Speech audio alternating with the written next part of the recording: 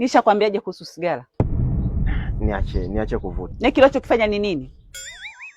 Ni hiyo tu mama basi.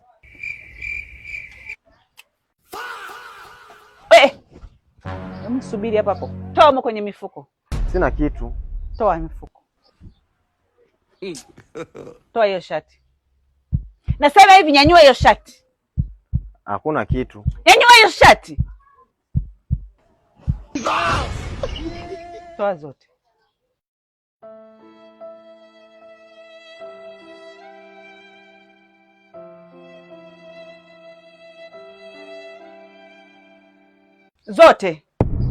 Zote. Tupa chini.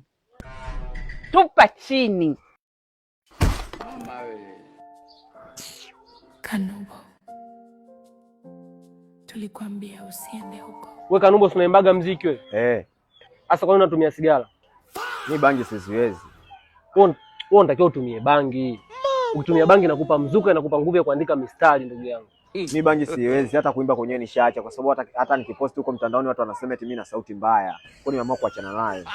Acha ushamba wewe, maisha yasharahisishika sasa hivi. Kuna application inaitwa Zeno Music. Hiyo application inatengeneza muziki kwa kutumia AI. Unaipa mistari yako pale na kutengenezea muziki kila kitu. Kwa 2000 ya kutengenezea muziki hiyo, 3. Hiyo application inapatikana App Store na Play Store rafiki yangu.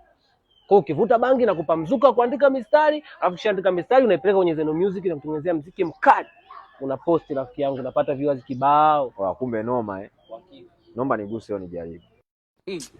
Mama huyu hapo anakuja. Leo kazi ipo. Sasa amekuja, ni mama yako ni mama yangu? Wewe, nyie wote ni watoto wangu. Hamtakii kabisa kuvuta hayo mabangi. Nikajua ni mama yako, kumbe ni mama.